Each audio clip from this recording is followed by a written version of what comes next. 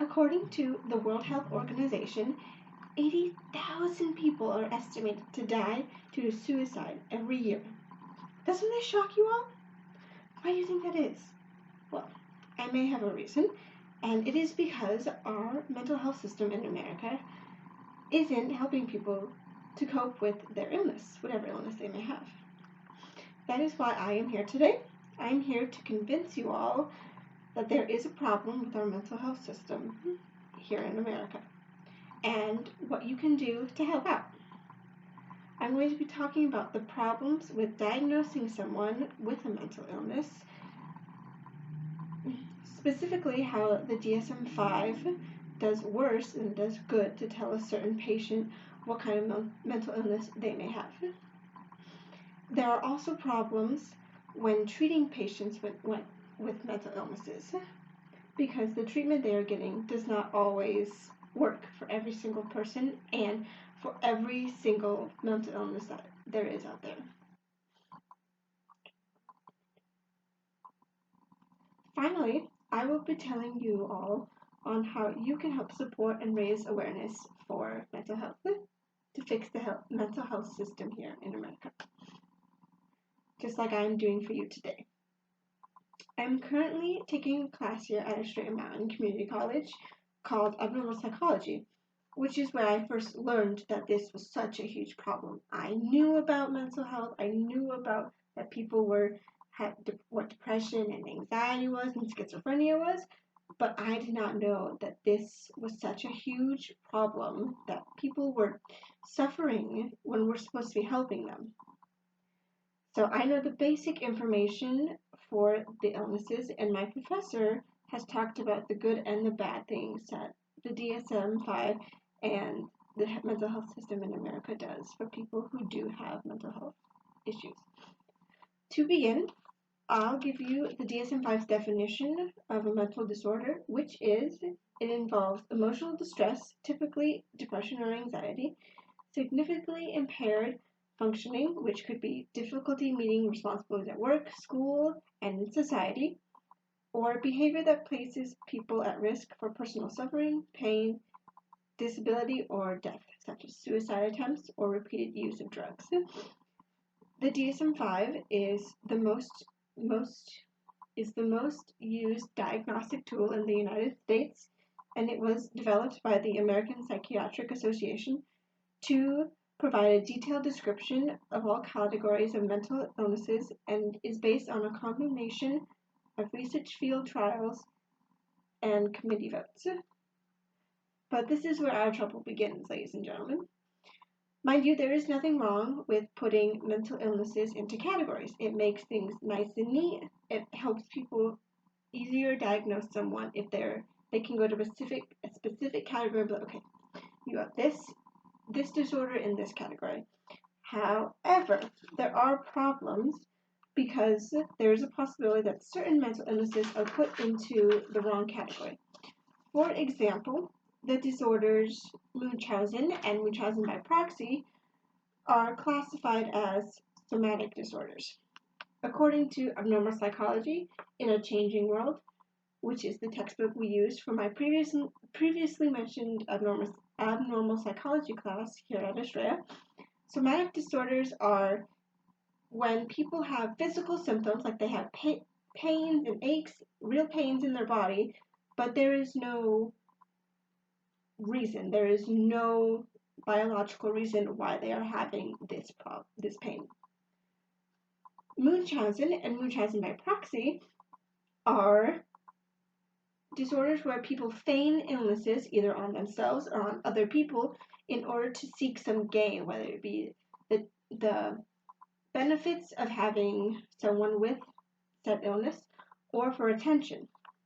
Now, I don't know about you, but that's a little fishy to me. Why somatic disorders are supposed to be for people who have physical, real symptoms, but Munchausen and Munchausen by proxy aren't real. Well, they're real, but these people don't actually have these symptoms. They're faking it. So why is Munchausen and Munchausen by proxy considered to be somatic disorders? Am I the only one seeing the problem with this? I'm confused by it. Are you all confused by it? It makes more sense for these disorders to be under the personality disorder category because it fits well that there is something wrong in their personality that is making them want this attention and making them want to feign illness, rather than it being real pain caused by unknown circumstances. My abnormal psychology professor, Miss Elliott, says that the DSM-5 doesn't consider the cultural and social influences that can cause mental illnesses because it just gives the symptoms of things. It doesn't tell the why and the how people are developing these disorders, and we still don't know exactly why they happen.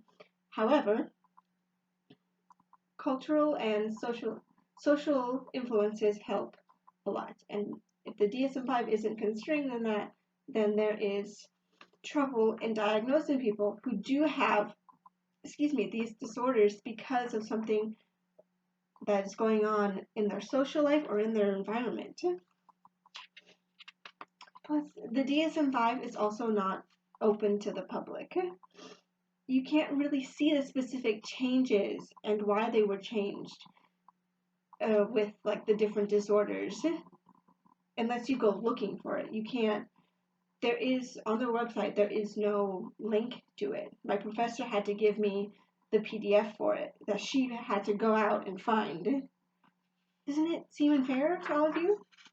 Shouldn't we have the right to know what they're changing and why?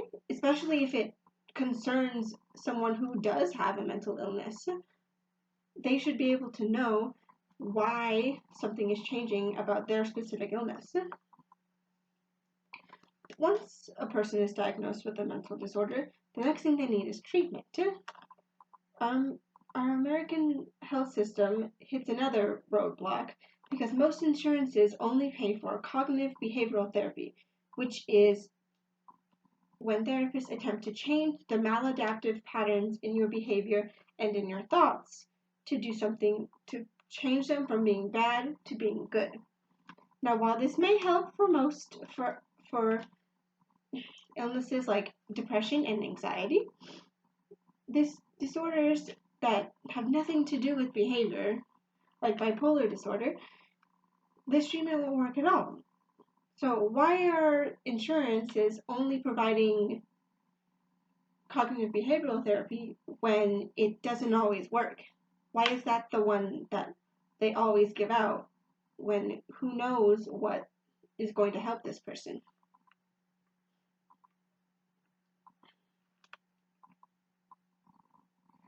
According to my psychology professor, some main challenges with treating people with mental illnesses is the lack of understanding. People don't understand that there are different ways to cope and to treat all of these disorders, and so people are just throwing one therapy because they're like, it'll work.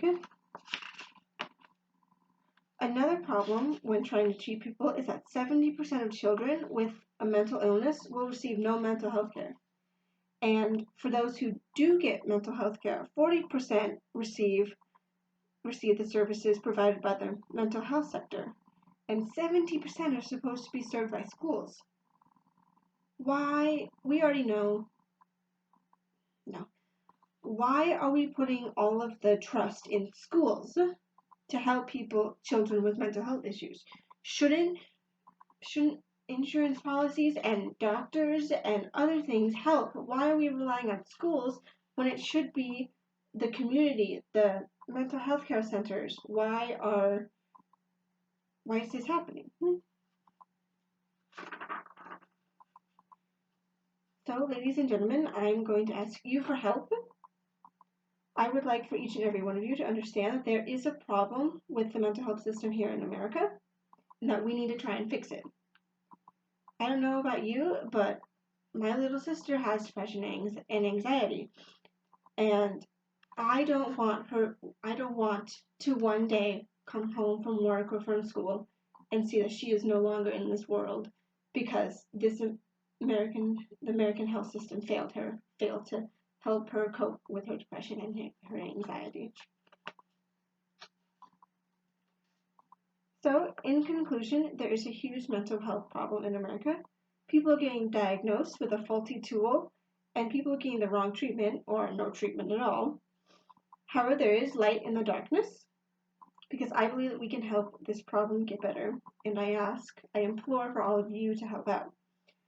Organizations like National Alliance on Mental Illness, aka NAMI, and the Anxiety and Depression Association of America, ADAA, are accepting donations in order to help raise more awareness for this problem and to provide actual support for people who are struggling with mental illnesses. There is a YouTuber named Jaden, and she's still in the process of healing from having anorexia and bulimia, which are both eating disorders, as well as anxiety and depression. She makes videos talking about what she went through and how she got help. And I think that is a very great thing to spread awareness like that. If you have a mental illness yourself, posting your story online can help raise awareness.